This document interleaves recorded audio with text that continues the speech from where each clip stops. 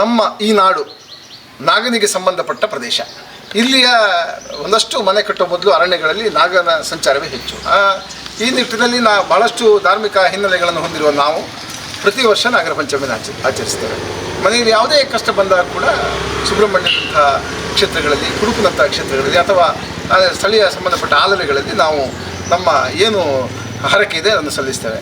ನೋಡಿ, ನಾವಿವತ್ತು ಹೆಬ್ರಿ ತಾಲೂಕಿನ ಮುನಿಯಾಲು ಭಾಗದಲ್ಲಿದ್ದೇವೆ. ಇಲ್ಲಿಯ ಮೈದಾನದ ಬಳಿ ಇರುವ ಇಲ್ಲಿ ನೋಡಿ, ಪ್ರಕೃತಿ ದತ್ತವಾದ ಒಂದು ಹುತ್ತ ಇದೆ. ಇಲ್ಲಿ ನಾವು ತಮಗೆ ಸ್ವಯಂ ಟೈಮ್ಸ್ನ ವೀಕ್ಷಕರೇ ಇದೊಂದು ವಿಶೇಷ ತೋರಿಸ್ತೇವೆ. ಯಾಕಂದರೆ ಭಾಳಷ್ಟು ಕಡೆಗಳಲ್ಲಿ ಏನಾಗಿದೆ ಅಂದರೆ, ಈಗ ನಾಗನ ಹುತ್ತ ಇದ್ದರೆ ಅಲ್ಲಿ ಒಂದಷ್ಟು ಕಲ್ಲಿನ ಹಾಸುಗಳನ್ನು ಹಾಕಿ ಅದರ ಏನು ಪ್ರಕೃತಿ ಹುತ್ತಗಳಿವೆ ಅದರ ಬದಲು ಮನುಷ್ಯ ನಿರ್ಮಿತ ಒಂದು ವ್ಯವಸ್ಥೆಗಳನ್ನು ಮಾಡಿ ಆರಾಧನೆ ಮಾಡ್ತೇವೆ ನಾವು. ಆದರೆ ಇಲ್ಲಿ ವಿಶೇಷ ಏನಂದರೆ, ಆ ಪ್ರಕೃತಿಯ ದತ್ತವಾದ ಒಂದು ಹುತ್ತವೇ ಇಲ್ಲಿದೆ. ಇಲ್ಲಿ ಬಹಳಷ್ಟು ಮಂದಿ ಈ ಹುತ್ತದಲ್ಲಿ ಇಲ್ಲಿ ತಿರುಗಾಟ ಮಾಡೋದನ್ನು ಕಂಡಿದ್ದಾರೆ. ಈ ನಿಟ್ಟಿನಲ್ಲಿ ಇಲ್ಲಿಯ ಸ್ಥಳ ವಿಶೇಷದ ಬಗ್ಗೆ ನಾವು ತಮಗೆ ಮಾಹಿತಿ ನೀಡಲಿಕ್ಕಿದ್ದೇವೆ.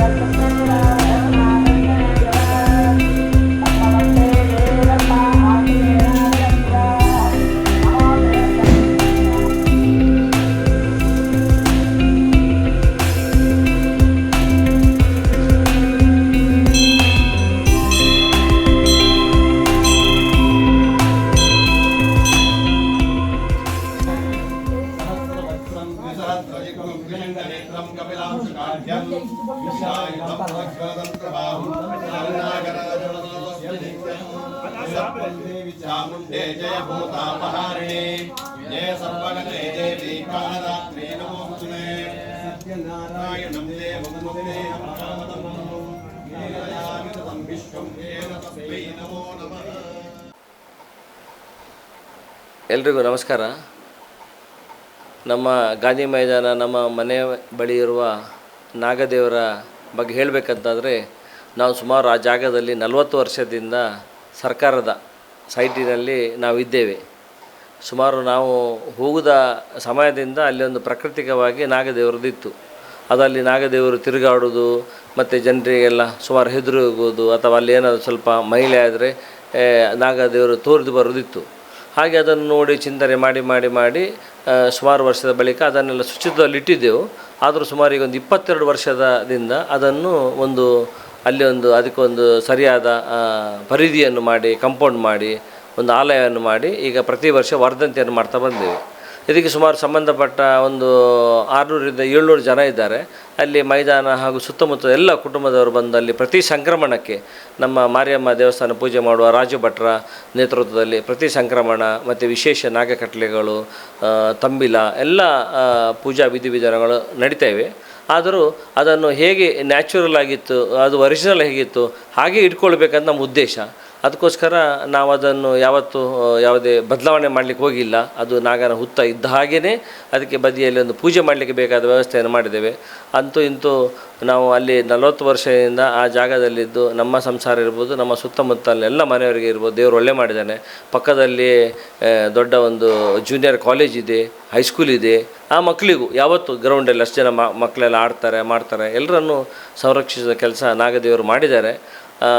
ದೇವರು ಧರಿಸಿ ನಮಗೆ ಸಹ ಆ ನಾಗದೇವರನ್ನು ಯಾವುದೇ ಆರಾಧ್ಯವನ್ನು ಮಾಡ್ತಾ ಬಂದೆವು. ಆ ನಂತರ ಎಲ್ಲ ನಮ್ಮ ಕಷ್ಟಗಳು ದೂರವಾಗಿ ದೇವರು ನಮ್ಮನ್ನು ಉತ್ತರೋತ್ತರ ಅಭಿವೃದ್ಧಿ ಮಾಡಿದ್ದಾನೆ. ಮುಂದಿನ ದಿನದಲ್ಲಿ ಸಹ ಅಲ್ಲಿ ಶ್ರದ್ಧಾ ಭಕ್ತಿಯಿಂದ ಈ ಕೆಲಸವನ್ನು ಜನ ಎಲ್ಲ ಬಂದು ಭಾಗವಹಿಸಿ ಅವರ ಕಷ್ಟ ಕಾರ್ಪಣ್ಯವನ್ನು ದೂರ ಮಾಡುವಾಗ ನಾಗದೇವರು ಮಾಡಬೇಕು. ಅದನ್ನು ಶ್ರದ್ಧೆ ಮತ್ತು ಭಕ್ತಿಯಿಂದ ಹಾಗೂ ನಮ್ಮ ಸಂಸ್ಕಾರಯುತವಾಗಿ ಮುಂದಿನ ದಿನದಲ್ಲಿ ಸಹ ಮಾಡ್ಕೊಂಡು ಹೋಗ್ತೇವೆ ಅಂತ ಹೇಳಲಿಕ್ಕೆ ಸಂತೋಷ ಪಡ್ತೇವೆ.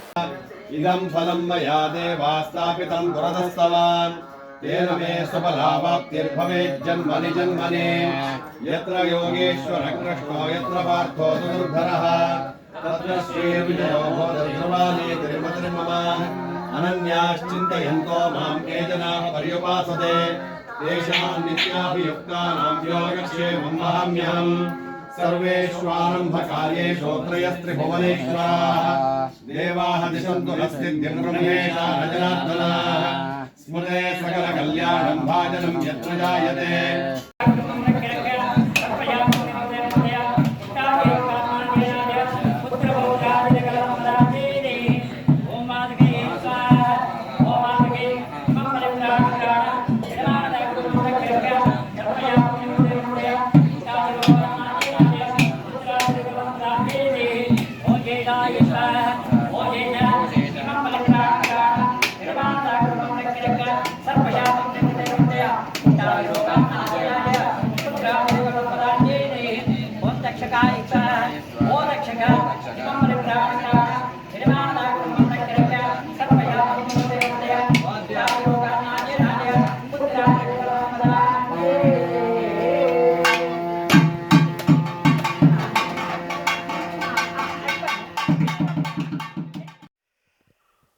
ನಾನು ಜನಾರ್ದನ ಪುತ್ರರಾಯರ ಮಗ ನಾಗರಾಜ ಪುತ್ರರಾಯ ಅಜಕಾರು ಮರणे ಗ್ರಾಮದ ಗುಂಡುಜೆ ಎಂಬಲ್ಲಿ ವಾಸವಾಗಿದ್ದೇನೆ.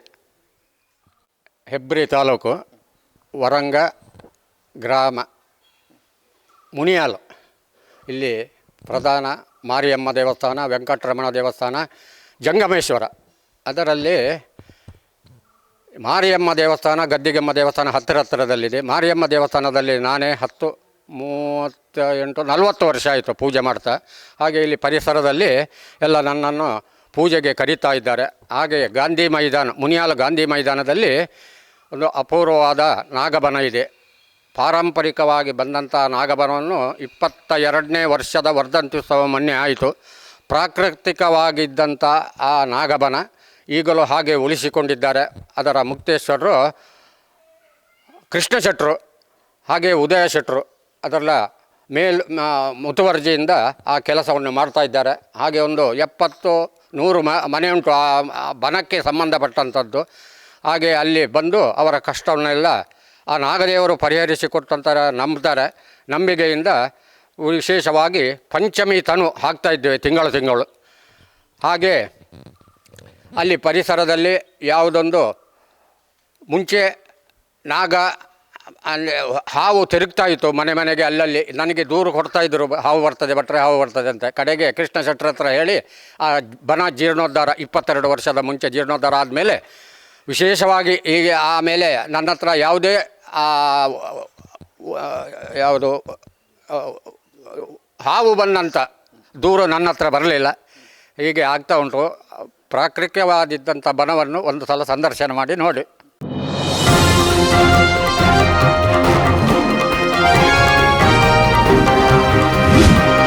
ನಿಖರ ಹಾಗೂ ಸ್ಪಷ್ಟ ಸ್ಥಳೀಯ ಸುದ್ದಿಗಳಿಗಾಗಿ ವೀಕ್ಷಿಸಿ ಸ್ವಯಂ ಟೈಮ್ಸ್ ಕಾರ್ಕಳ.